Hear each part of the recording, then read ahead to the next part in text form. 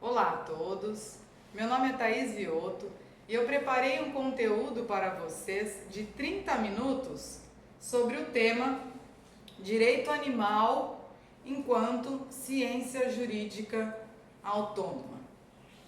Primeiramente, eu gostaria de parabenizar o presidente do Departamento de Cultura e Eventos da Seccional São Paulo, Dr. Alexandre Rolo, e o nosso presidente da Seccional São Paulo, Dr. Caio Augusto, pela iniciativa da criação desse projeto Cultura e Você.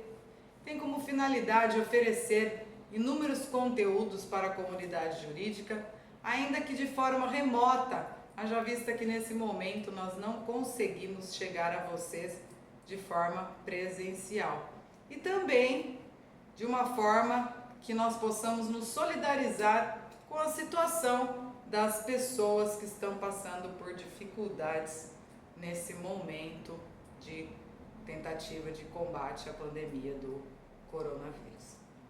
Me apresento, eu sou mestre em Direito, advogada, atualmente presido a Comissão de Defesa e Proteção Animal da OAB Bauru e o Conselho Municipal de Proteção e Defesa dos Animais também de Bauru. Também sou palestrante, sou professora, membro do corpo jurídico da ONG Compata do Rio Grande do Sul e diretora jurídica da ONG Naturivite de Bauru.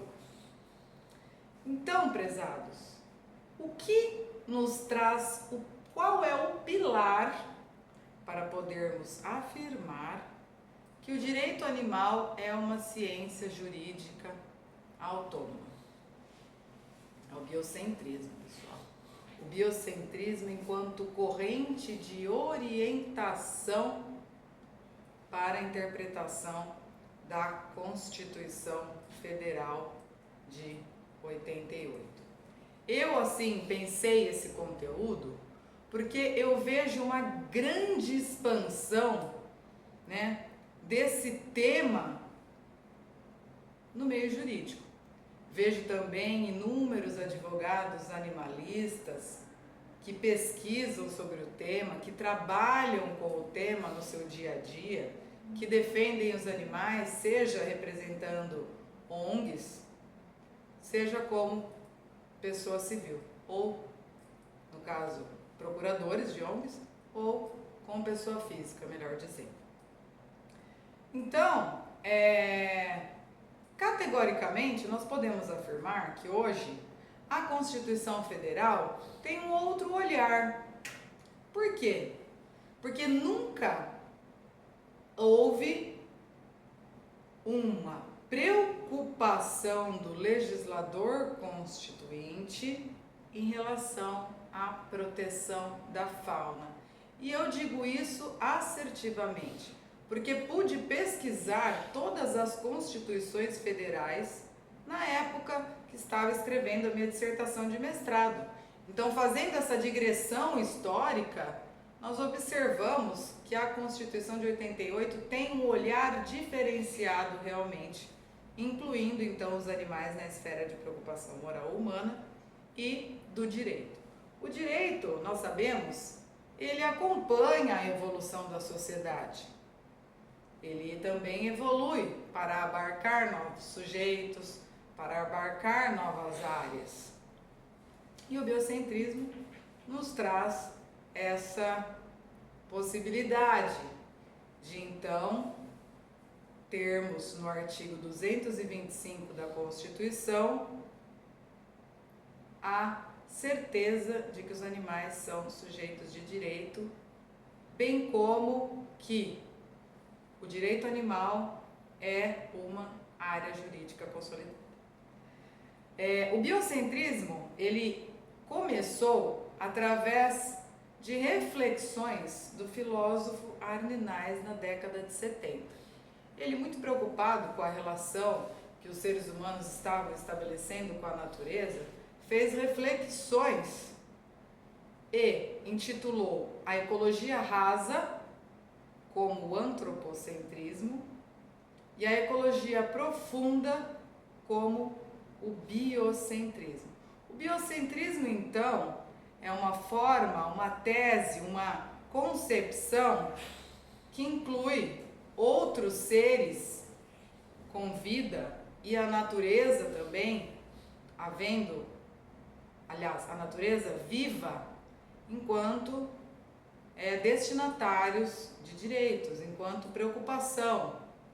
Enquanto que, na verdade, o antropocentrismo faz ao contrário. O antropocentrismo acredita que o ser humano é o único destinatário das normas legais. O único, então, ser que teria o respaldo legal. O antropocentrismo, ele nasceu, alguns doutrinadores nos trazem essa informação, há 2000 anos atrás, quando o ser humano começou a adorar os deuses do Olimpo, que eram a figura humana. Então começou aí uma ideia de que o ser humano era superior, categoricamente superior aos animais e poderia utilizar-se deles e da natureza da forma que gostaria. Vindo na toada do pensamento de Armenais, nós temos James Lovelock, que faz reflexões no sentido de que nós temos que ter uma visão holística do todo. E é isso que o biocentrismo entende também, né? O ser humano não está sozinho e sua relação com a natureza vai depender da sua própria sobrevivência. E é isso mesmo que nós vemos nos dias atuais. Todo o impacto que as más condutas humanas causam no meio ambiente refletem em si mesmos. Em si mesmo enquanto espécie, enquanto administrador do planeta. Nós não devemos ter a consciência de que nós temos que ter uma relação predatória, friso. Certo, pessoal? Lá na Constituição Federal também, fazendo uma análise sistêmica, nós temos o artigo 1º, que determina lá, né, que é um dos pilares da República, a proteção da dignidade humana. Segundo o doutrinador Walter Claudius Rothenburg, em seu livro Direitos Fundamentais, ele explica o seguinte: se não houvessem outras dignidades, se só houvesse a dignidade humana, não teria motivo do legislador constituinte frisar dignidade humana no artigo 1º. Bastaria ele dizer, dignidade é um dos pilares, né? Mas não, ele fez esse apontamento, dignidade humana. Então, sistematicamente analisando a Constituição, o artigo 1º, como o 225, que diz lá e determina, todos têm o direito ao meio ambiente ecologicamente equilibrado. Desculpa. Esse todos, pessoal, se a gente fizer uma análise sistêmica, inclui então os animais e a natureza como um todo, sob a ótica biocêntrica interpretativa da Constituição. Quais são os requisitos para que nós possamos afirmar que o direito animal hoje é uma ciência jurídica autônoma? O primeiro requisito seria, então,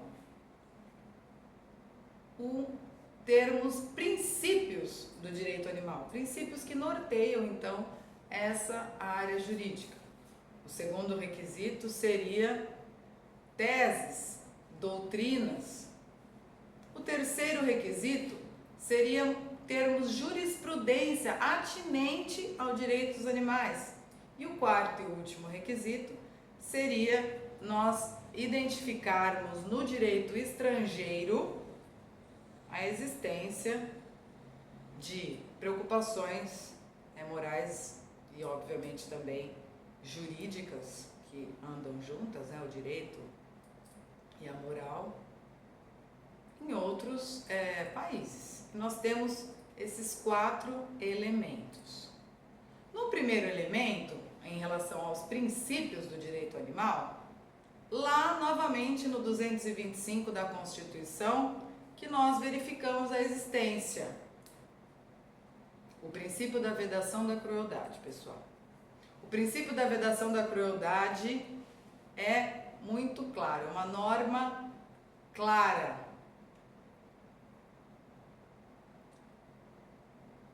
O legislador deixou estabelecido que é vedada a crueldade na forma da lei.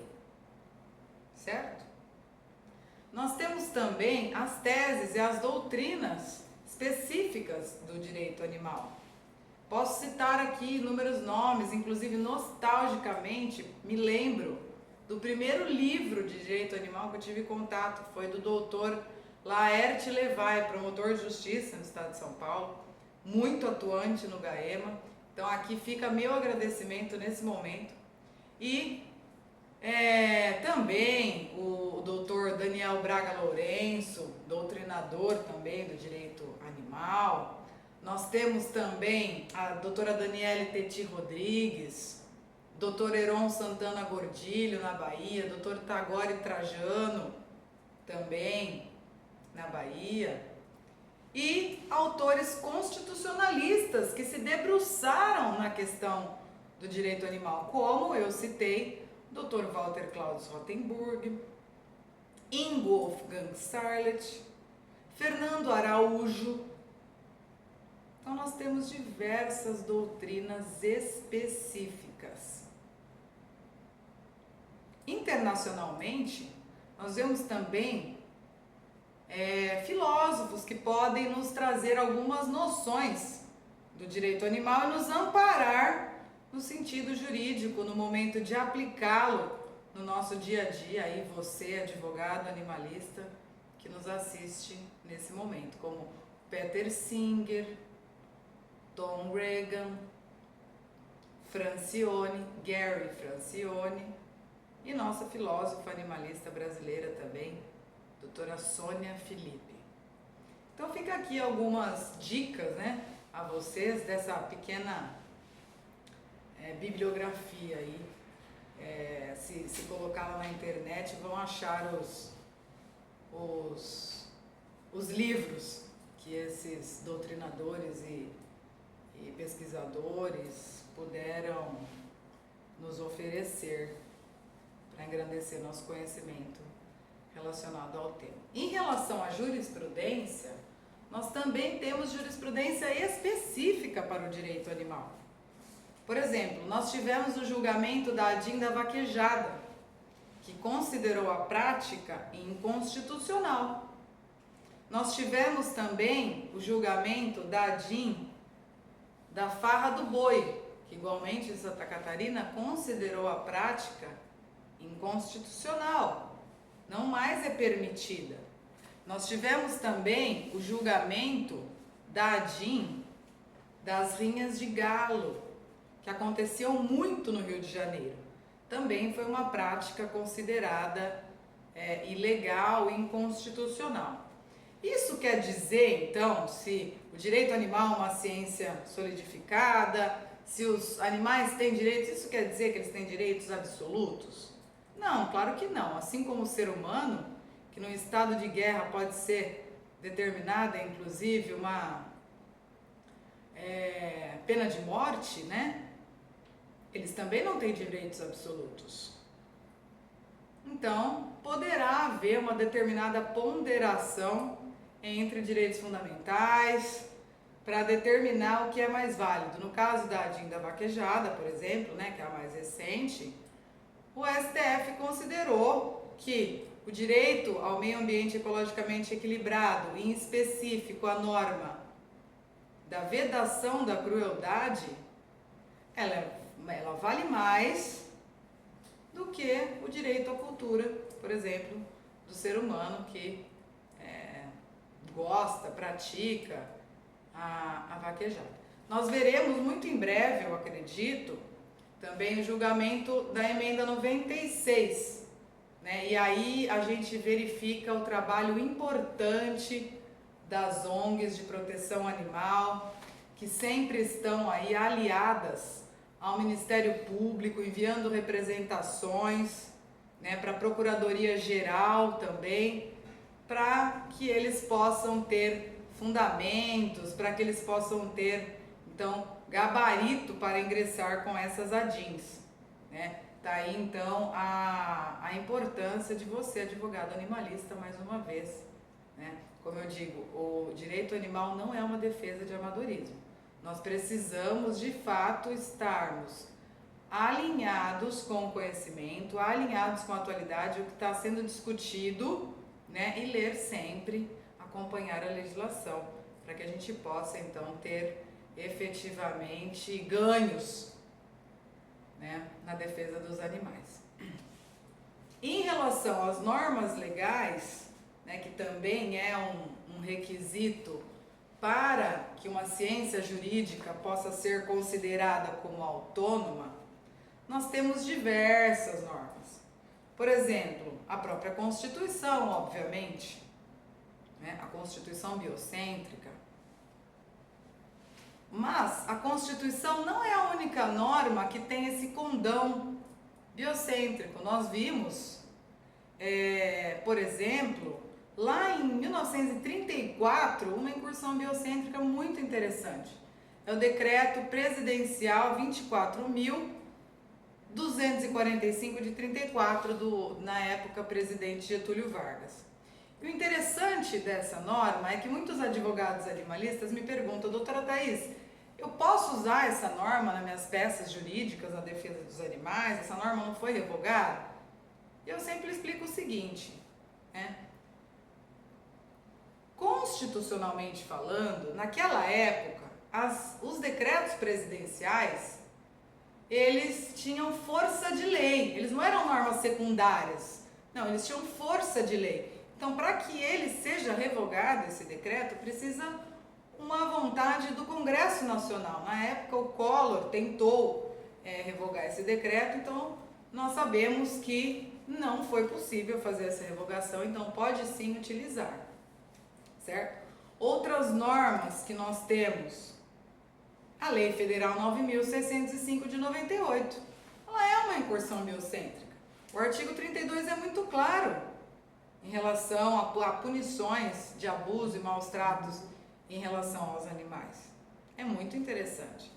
Nós temos também a Lei Federal 13.426 de 2017, que determina que todo município realize programas de esterilização animal para controle da população canina e felina. E essa norma é muito interessante. Nós até temos a 12.916 de 2008 a nível estadual, mas essa a nível federal realmente é muito interessante porque é uma novidade que nós vemos que vem a regulamentar o inciso 7º do 225 da Constituição, que fala que o poder público tem obrigação de promover políticas públicas na defesa da fauna.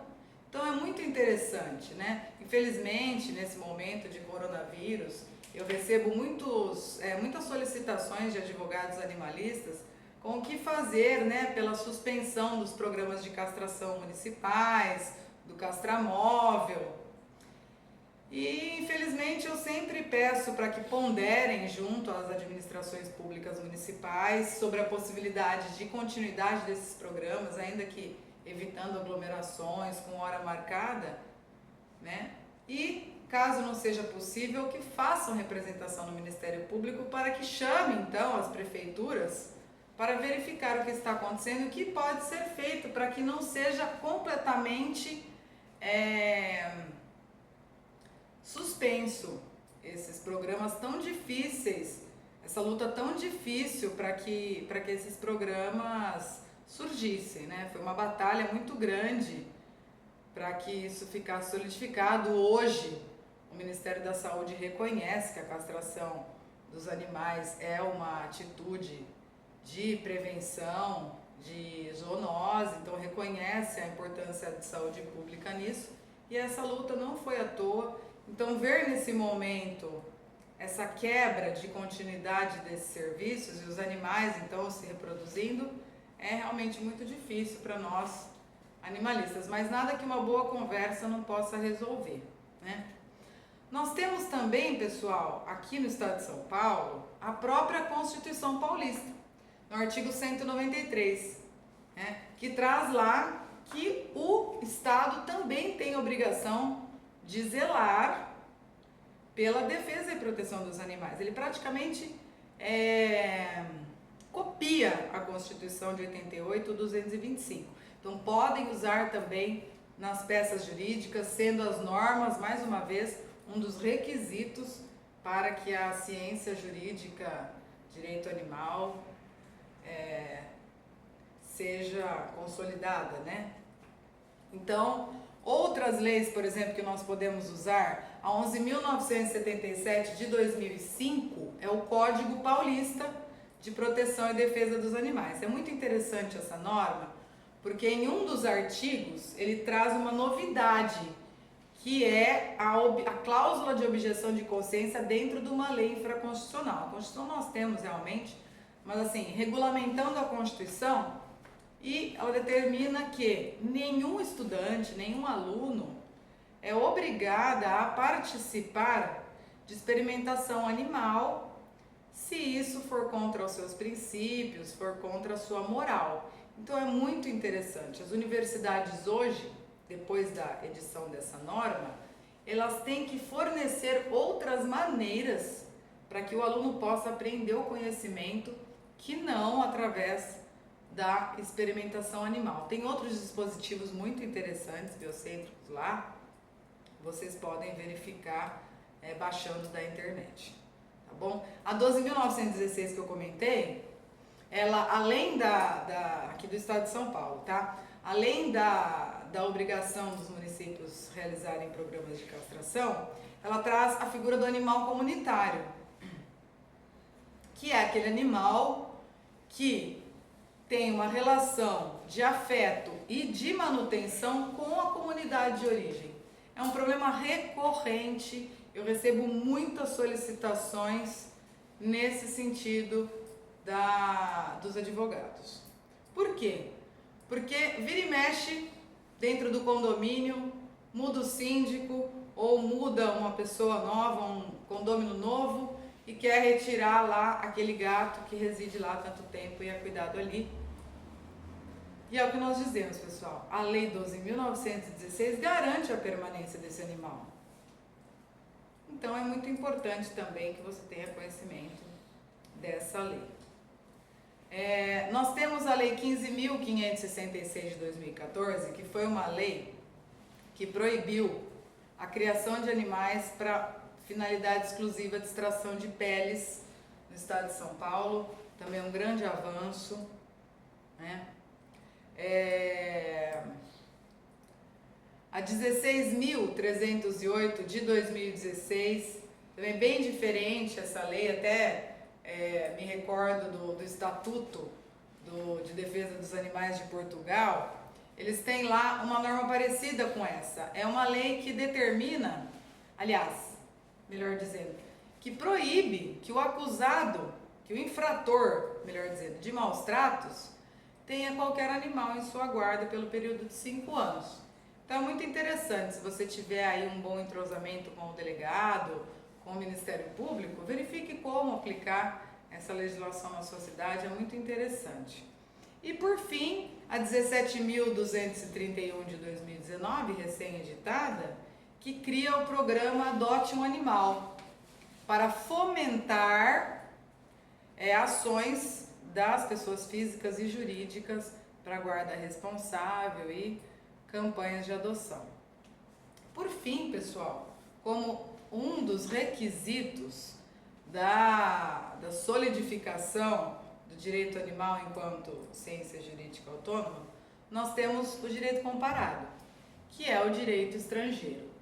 Então, através do direito estrangeiro, o Brasil percebe-se que nós não estamos sozinhos, que outros países também já consideraram os animais sujeitos de direito, elevando o seu status.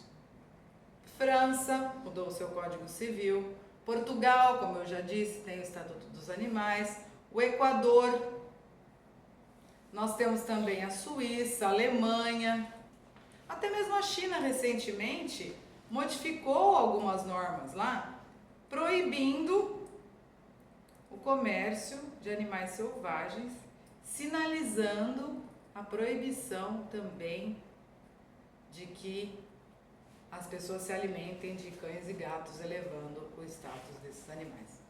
Então nós vemos que o direito realmente avança, que a sociedade também avança e por isso avança o direito, né, em conjunto, e que você, advogado animalista, continue na luta, deve sim continuar na luta, empreendendo esforços